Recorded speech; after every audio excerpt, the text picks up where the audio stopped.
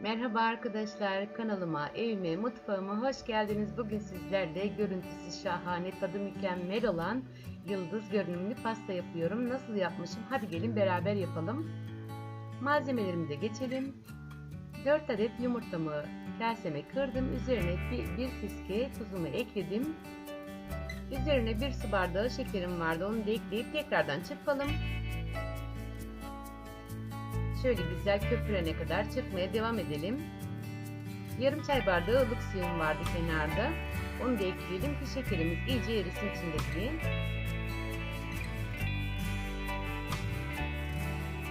2 su bardağı unum vardı. 1 su bardağımı tamamen doldurdum. 1 su bardağımı 2 parmak eksik doldurdum. Evet, gösteriyorum bu şekilde. Onları da ilave edip üzerine vanilyamızı da ekleyelim. Bir kabartma tozumuz vardı, onu da ekleyelim.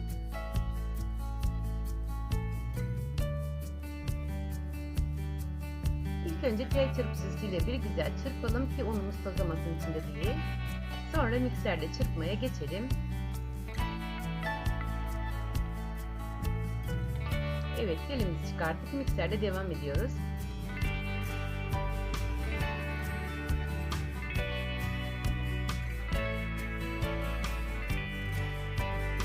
Evet arkadaşlar, pandispanya kekimiz hazırlandı.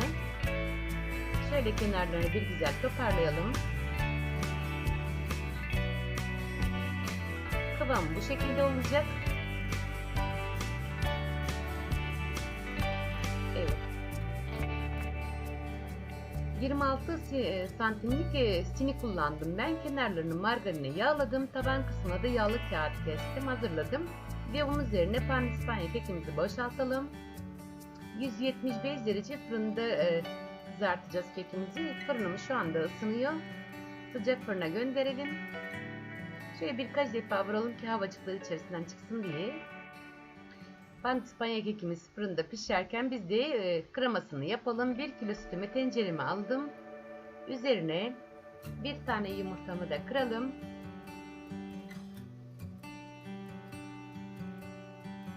1,5 su bardağı şekerimiz vardı, onu da ekleyelim. Üzerine 4 yemek kaşığı unumuz vardı. Şöyle kaşıklarımız dolu dolu olsun.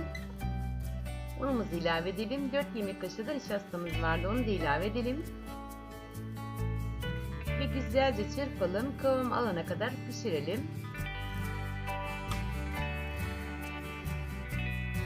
Koyulaşıncaya kadar hiç bırakmadan çırpalım arkadaşlar. Ve 50 gram yağımız vardı, onu da içerisine ilave edelim.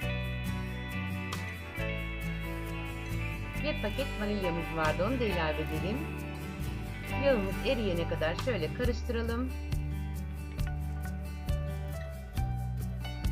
Evet, kremamızın kıvamı bu şekilde olacak.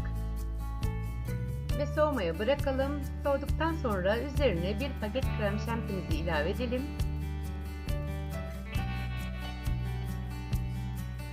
Ve 1-2 dakika şöyle karıştıralım.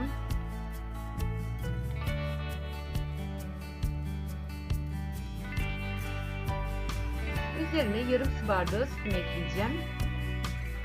Ve sütümüzle kremamız tamamen birbirine bitişene kadar tekrardan çırpalım.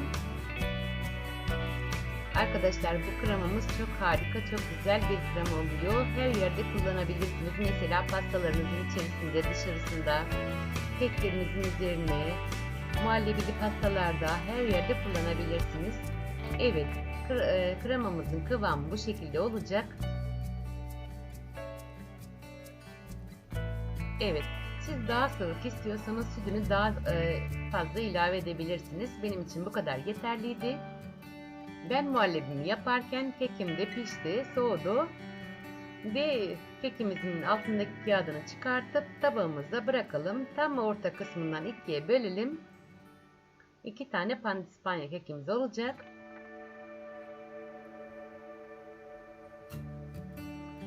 Her zaman dediğim gibi kestiğimiz üst parçayı alt olarak, altı üst olarak kullanalım ki altı daha düz olduğu için pastamızın üstü daha düz olsun diye. Evet, üstünü tekrardan tabağıma aldım. Yarım su bardağı sütüm vardı. Onun üzerine 1 tatlı kaşığı şekerimi ekleyip çırpıp güzelce pastamızın içerisine sürelim.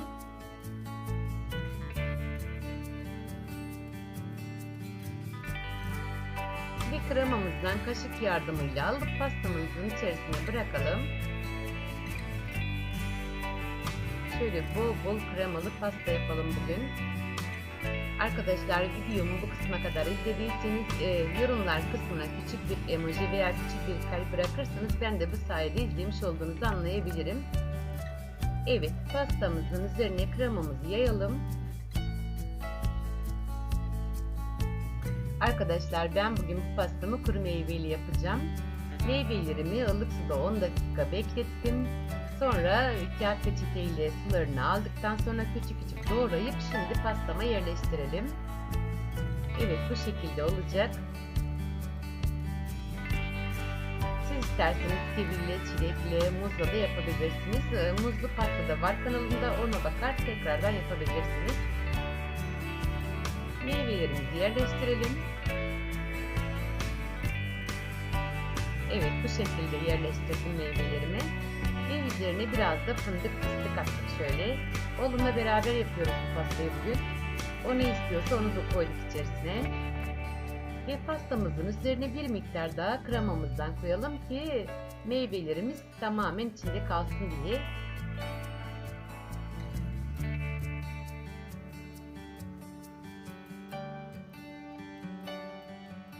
Bu kadar krema yeterli. Altında daha çok kreması olduğu için pastamızı düzleyip kenarımıza alalım. Üst parçasını da güzelce sütle ıslatıp yumuşatalım. Keklerimiz çok yumuşak ama yine de ben süt sürmeyi tercih ettim. Pastamın içerisinde yumuşacık olsun diye. Evet. Üst parçamızı şöyle elimizle kabaklayıp tam pastamızın üzerine gelecek şekilde yerleştirelim. Çok hafiften bastırtalım. Üzerine kremamızdan alıp yayalım. Bol kremalı, bol meyveli, güzel bir harika bir pastamız oldu. Şöyle güzelce kremamızı yayalım. Pastamızı sıvayalım. Kenarlarına sıvayalım böyle. Kenarlarına da bol bol böyle krema koyup sıvayalım.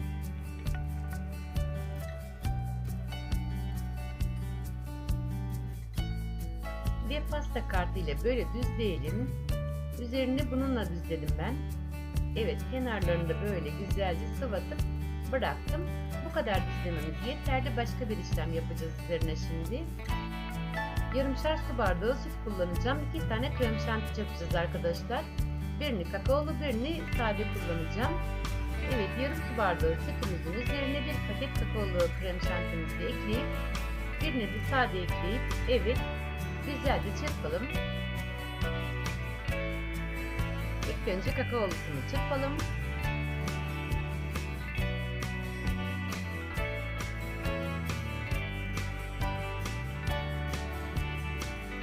Katı bir krem şantimiz olacak. Evet arkadaşlar, bu şekilde. Ve kenara alalım. Şimdi sade olanı çırpalım. Evet, onu da çırptıktan sonra kenara alalım. Pastamın üzerine böyle benim bir yıldız kalıbım vardı. İki tarafına yerleştirdim. Şöyle bastırdım ve şeklini ortaya çıkartıp tam ara kısmını kürdan yardımıyla ikiye bölelim. Şöyle. Ve sıkma torbamızın içerisine ilk önce sade krem şantimizi dolduralım.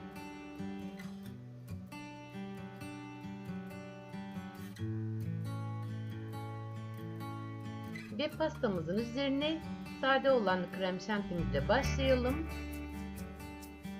Kalıbımızın ilk önce çevresini güzel küçük küçük sıka sıka tamamlayalım. Şeklimizi ortaya çıkartalım. Evet arkadaşlar, bu şekilde. Şimdi içini dolduralım. Pastamızın yarısı sade, yarısı kakaolu olacak. Kakaolu olan kısmında sade yıldızımız, sade olan kısmında da kakaolu yıldızımızı oluşturacağız. Evet, bu şekilde olacak. Yıldızımızı oluşturduktan sonra sadenin etrafını kakaolu krem şantimizle dolduralım. Böyle sıka sıka tamamlayalım. Sade yıldızımızın etrafında kakaolu krem şantimize doldurmaya başlayınca pastamızın şekli ortaya çıktı. Harika bir görüntüsü oldu şimdiden daha. Kakaolu olan kısmının yan kenarını da kakao ile sıvayalım. Böyle. Evet, sade olan kısmını da sade ile sıvayacağız. Yarı yarıya böldük yan kısımlarında. Şöyle tarağımızı da bir taratalım. Ve pastamızı tamamladık. Harika bir görüntüsü, harika bir şekli olmadı mı sizce de? Bence harika oldu. Kesmeye, yemeye kıyamayacağımız bir pasta oldu. Ama ille de keseceğiz bu pastayı, yiyeceğiz inşallah. Evet. Tekrardan gösterelim ve keselim pastamızı. Tam yıldızımıza gelecek şekilde olsun ki daha güzel gözümüzü doldursun. Kestikten sonra kağıt peçeteyle bıçağımızı silelim ki görüntüsü bozulmasın diye.